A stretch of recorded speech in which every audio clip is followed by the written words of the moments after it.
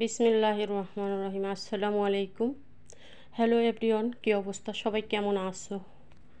আশা করছি আল্লাহর অশেষ রহমতে সবাই ভালো আছো।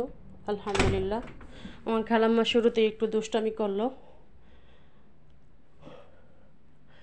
শসার ভিতরে লেবু পুদিনা পাতা দিলে কি হয় দেখতে থাকো।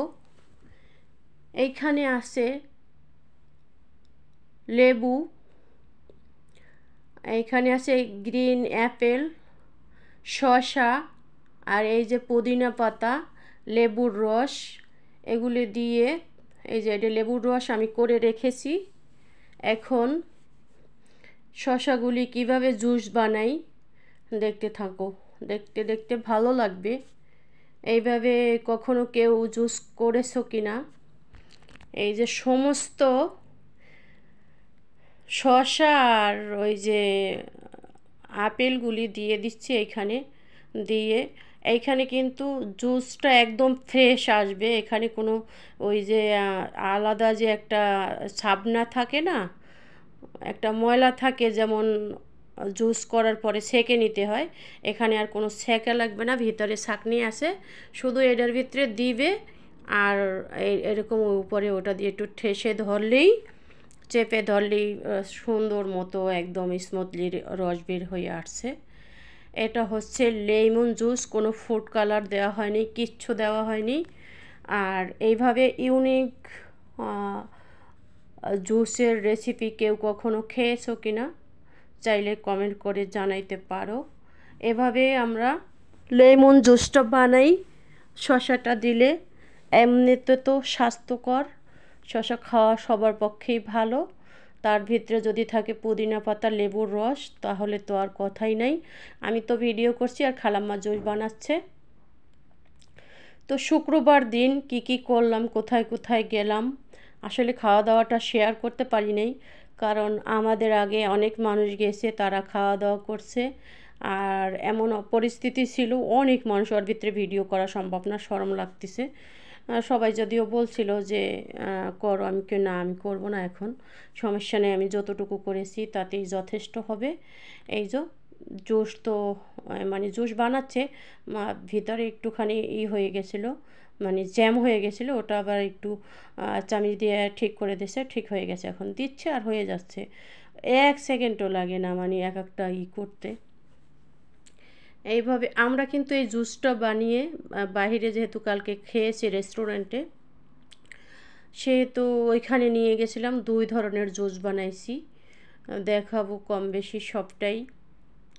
আসলে ভাবছিলাম করব না, শেয়ার করব না, পরে আবার ভাবলাম এই যে পুদিনা পাতা দিয়ে দিলাম লাস্টে, আর অ্যাপেল দিয়ে দিচ্ছে।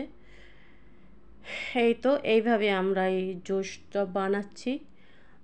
জুসটা খেয়েছিলাম, অনেক খেয়েছি, আমি অনেক জুস খেয়েছি কালকে, কারণ যেহেতু একটু টকটক, আর টকটক তো সুগারের পক্ষে অনেক ভালো, যার জন্য। এই তো হয়ে গেছে আমার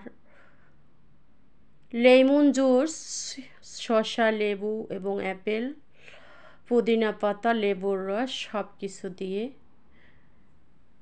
একটা জুস হয়ে যাচ্ছে। দেখো এই যে ভিতরে খালাম্মা বালতিতে ঢালছে, আমি একটু দেখায় দিলাম ভিতরের অবস্থাটা। এই যে ছাঁকনিতে যা থাকে ওটা তো ওখানে পড়ে, আর যেটা হচ্ছে ওই বড় বড় ওগুলি আবার সাইডে পড়ে। এই তো এখন এগুলি সব ফেলে দিচ্ছি। দেখো কত সুন্দর কালার আছে, কোনো ফুড কালারের প্রয়োজন হয়নি। আমরা এখানে আরও কিছু অ্যাড করছি আর কি। আর এই যে দেখো এইখানে সাগর পাড়ে ঘুরতে যেয়ে কত বড় বড় মাছ, চোখগুলি কিন্তু কাঁকড়ায় খেয়ে ফেলেছে। আর বেশিক্ষণ হয় নাই, আবার কমও হয় নাই, প্রায় 2 ঘন্টার মতো হয়ে গেছে এগুলি। আর একটা এই যে দেখো, আর একটা আবার এইখানে এসে দেখলাম। এইভাবে শত শত কত মাছ, এই যে পলিথিন ভরে কিন্তু 2টা মাছ নিছি, একটা নিছি আর একটা নেবো আর কি। এই মাছগুলি নিতে যাই আমাদের সাথে যা হয়েছে সেটাও জানাবো। এই যে দেখো কত মাছ পড়ে আছে, বিকল্প নাই। ছোট ছোট এই ছোট মাছগুলি কিন্তু আমরা নেইনি, সমস্ত নদীর পাড়ে এইভাবে মাছ পড়ে থাকে। মানে আসলে এটা যদি বাংলাদেশ হইতো তাহলে বোঝা যাইতো এই যে দেখো এখানেও অনেক অনেক বেশি মাছ। এইখানে আমার ক্যামেরাটা একটু মানে খুশির জ্বালায় একটু উল্টাপাল্টা হয়ে গেছে, প্লিজ সবাই মাইন্ড করো না। আর দেখে নিও কত মাছ। ওমানে নদীর সাইডে যে এত মাছ পড়ে থাকে আমি আগে জানতাম, কিন্তু এরকম যে আমি জানতাম না। তারপর তো দেখতে থাকো কত মাছ আর মাছ। মাছ নিয়ে আসছি বাসায়, আইসা কি করছি কি বলবো মাছ নিয়ে আসতে আসতে ভাগ্যে না থাকলে আসলে কোনো কিছুই সম্ভব হয় না।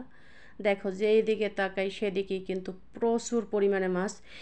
এইটা হচ্ছে বড় মাছ, এটা হচ্ছে তেলাপিয়া মাছ মনে হয়। মানে ওই গাড়ি গেছে এটার উপরতে, দেখো কত ধরনের মাছ। মাছের কোনো বিকল্প নাই। এটা যদি হইতো আমাদের বাংলাদেশে, হবে না তো, আমাদের বাংলাদেশে হবে না, কারণ আমার বাংলাদেশের মানুষ যে অবস্থা ছোট বড় সব ছেঁকে খাচ্ছে। আর এই যে সকাল 6টা বাজে গেছিলাম আমি ঘোরার জন্য নদীর কূলে, তো ওইখানের একটু ভিডিও করলাম। কেবল সূর্যটা উঠছে আর নদীর প্রচুর পরিমাণে ঢেউ, এই ঢেউয়ের সাথেই মাছ আসে। মাছ আসার পরে আমি এই সকালবেলা যদি নদীতে এভাবে মানে পানিতে একটু ঘোরাফেরা যায় তাহলে কিন্তু শরীরের পক্ষে অনেক ভালো, মাশাল্লাহ। অনেকক্ষণই ঘুরে ফিরে, আর ঘোরাফেরার কারণে আমার মাছগুলো নষ্ট হয়ে গেছে। কষ্ট করে এনেছি ঠিক আছে, কিন্তু খেতে পারি নাই, ভাগ্যে তো ছিল না যেহেতু, যার জন্যই খেতে পারি নি। ছোটো মাছ কিন্তু আনি নেই, ওই যে বড় বড় দুইটা আনছি। ওই মাছ দুইটার ওয়েট হইবে নর্মালে 4 থেকে 5 কেজি হবে টোনা মাছ।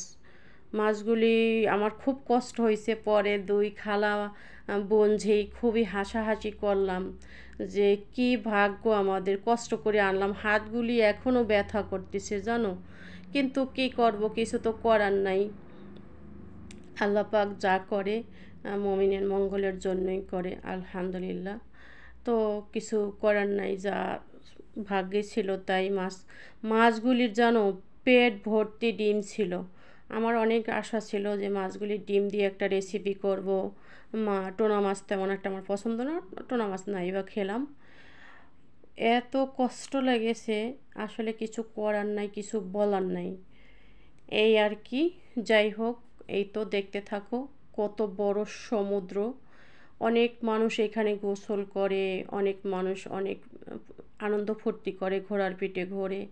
কিন্তু আমরা এসব তো কিছু করতে পারি না, ভয় করে যেহেতু। আর মেয়ে মানুষ ঘোড়ার পিঠে তো আমরা উঠবো না কখনোই, সেগুলো দেখাই নাই। এগুলি দেখাইছি যেগুলির জায়গায় মানুষ নাই, ওগুলিতে ভিডিও করেছি। এই যে বাসায় এনেছি মাছ, এই মাছ কিন্তু খাওয়ার ভাগ্যে আর হবে না।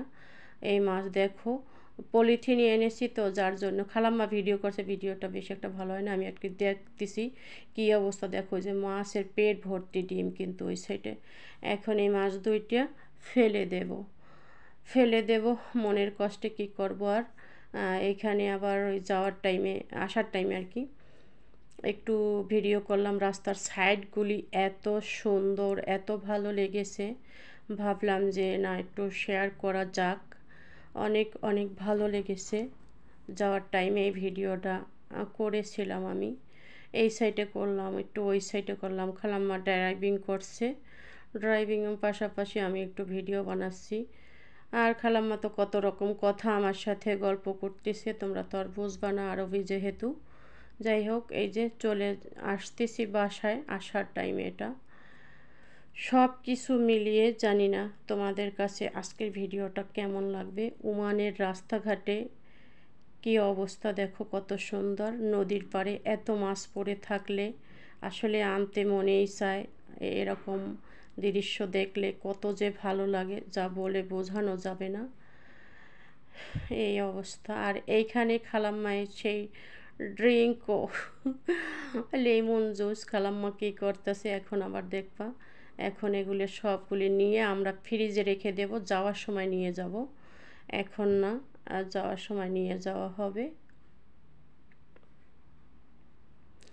এই যে এখন এগুলি সব বড় একটা আছে, ওগুলিতে ঢেলে নেওয়া হবে। এই যে ঢেলে নিচ্ছি, ছোট ছোট ইতে করে